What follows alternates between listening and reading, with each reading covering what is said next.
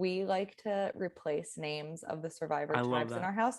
So So what is it? It's Inky? Inky, Taku Yeah. is Takis, and Okay. Vati is Venti. Hello everyone and welcome back for another Monday video. It's Elizabeth. I'm joined with my wonderful friend Dylan Randazzo, back again. Yes, I'm back again. It's so funny because I do have friends in Los Angeles. It's just I collaborate the most with Dylan because I feel like Dylan and I consume the most content together. Today, y'all, we're going to be talking Survivor 42. This season, we're around the halfway point. Dylan also posts a lot of content in terms of Survivor, so please go and check it out on his channel too. I have a few questions today that I want to go through. I want to go through the boots that we've already gotten, all the eliminated players. Starting off, what did you think of last week's episode? We're not fully merged yet, but we're not tribes anymore. I was very vocal on my channel that I did not like the 41 twist. I didn't like the hourglass because it's like creates an incentive now for players in the future to be like, should I win this? Should I not win this? It's like, it's not like Big Brother where like you go out of your way to throw a challenge. Survivor, I feel like you never really throw a challenge, and if you throw a challenge, it usually goes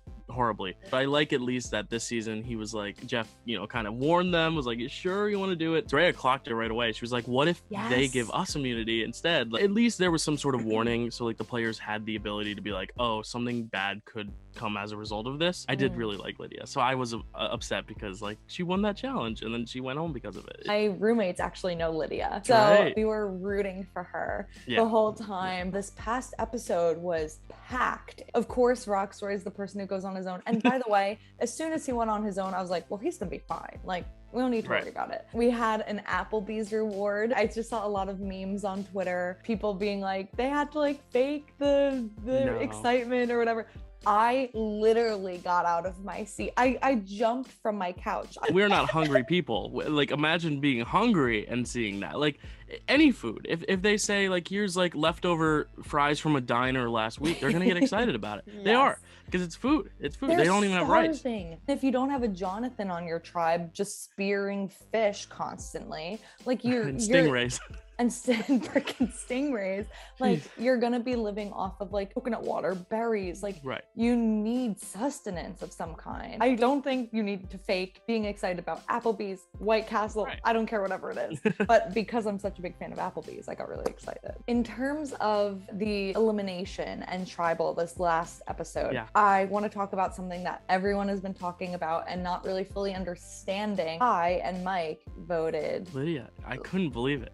Why? What do you think the thought process was? Thought is his bargaining chip was always like, I'm gonna go to Rocks for this girl because it's easier than being wishy-washy. Like, if you say you have this other ally, you know, you're more inclined to build allies that way. I don't know if he was 100% gonna go to Rocks for every time. Like, I think he was talking it up more than he was actually like gonna stay true to it. I just think he probably realized he wanted to be with the majority and folded his hand, I guess. I personally think this was a bad episode for Hiiii. He was in it a lot and he was a big focal point, but I think it really showed, especially his last quote before they go to tribal is like, this is where the great players shine, and he didn't get his way. His best ally goes home and he has to be the one to vote her out. I think this really tanked his winner chances. He was my winner pick from episode 1 on. Like, this whole pre-merge. Because preseason I was like, Tori's gonna win, and then episode 1 I was like, yeah, that's not gonna happen.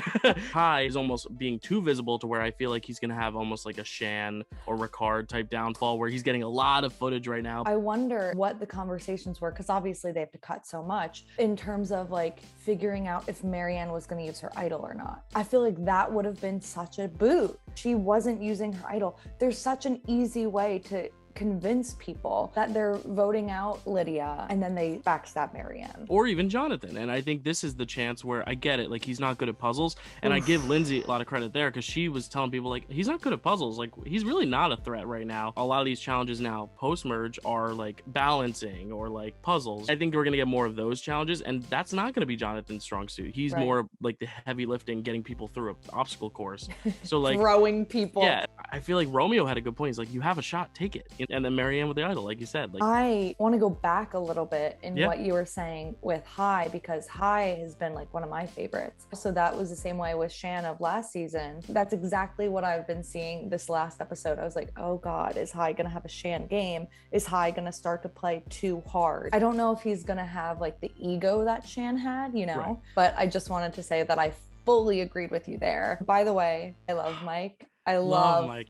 I love Mike so Well, much. and Jersey has a good track record. Tony is from Jersey, Natalie, Michelle. The final 3 of the winter season was all Jersey people, and Michelle's from Hoboken too. Lindsay too, another New Jerseyan. Like I said, I think her edit is kind of waning a little bit, but like she's still in a power position. She's still in the majority. I think they're gonna do well. In terms of who was eliminated before this like semi-merge of sorts, for the Inky tribe, we have Swati and Zach who have left. For the Takis tribe, we have Jackson and Mariah. Jackson more so for medical reason.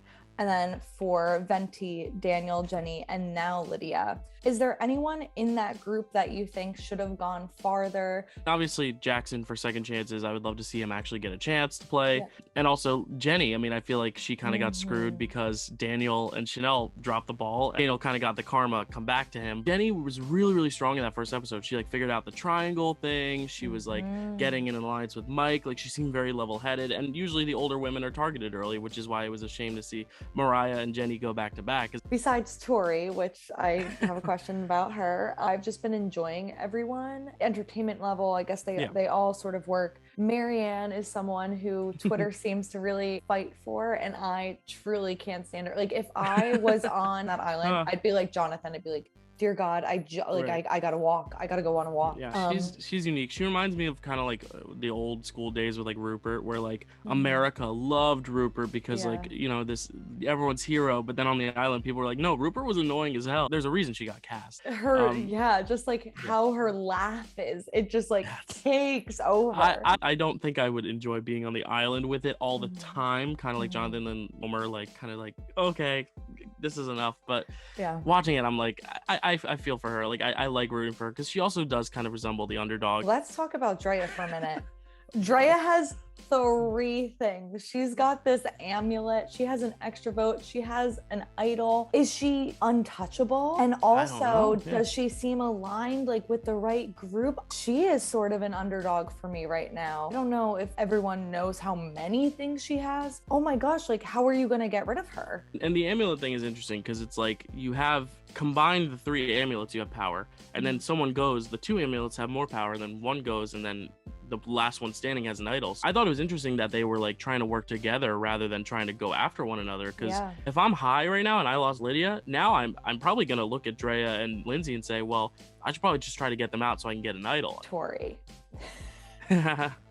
My preseason winner pick. I got legitimately mad that she won last week. I was like standing up from the couch and I was like, I can't stand watching people like her win on Big Brother, on Survivor, because at least like with Marianne, I'm like, she's annoying, but like, she's just Marianne. With Tori, I'm like, you are a mean person. How are you a therapist? And I think that's why it makes it kind of entertaining for me, because I'm like, she talks about like, I'm a people person, I'm a therapist, like I know how to talk to people, I know how to calm people down, but she's the one very much doing the opposite and like creating chaos. I'm fully entertained by Jonathan. The editors are just loving it. They're loving showing how strong he is. It's so funny watching his edits and just seeing him be like, but he's also like pretty good socially and strategically. Like he really, I don't think he like helped himself in this last vote, but he aligned himself with people who did help him. Like Omer didn't have a vote and he said, I'm not gonna really talk today, I don't have a vote. And then Jonathan was like, I think I'm in trouble, and Omer was like, all right, got it, and he ran that vote. Someone who didn't have a vote ran the vote this past week.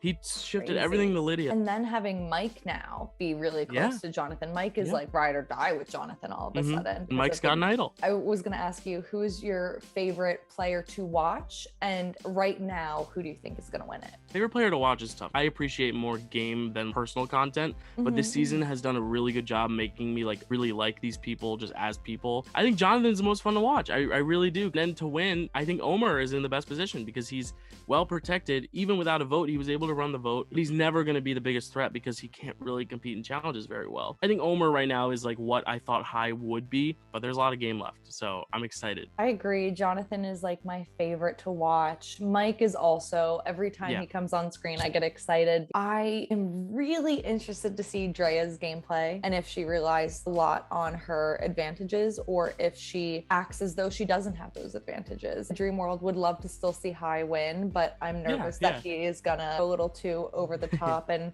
have a Shan or maybe a record, maybe a 5th place. This is a good season. It really is. Thank you so much as always for joining me and talking all things Survivor. I'm interested to see if Omer or I or Drea maybe win. We'll see. Everyone, please go and check out Dylan's channel. He is amazing. He has so many podcasts. If you're watching Moon Knight right now, he has a podcast on Marvelous Mondays where they talk all things Marvel. Like this video if you enjoyed it. Comment down below what other videos you want to see me do in the future, and subscribe if you haven't subscribed yet, because I post a video every single Monday, and on Fridays I post my tier list videos. And I will see you next Monday. Boom, boom, bye.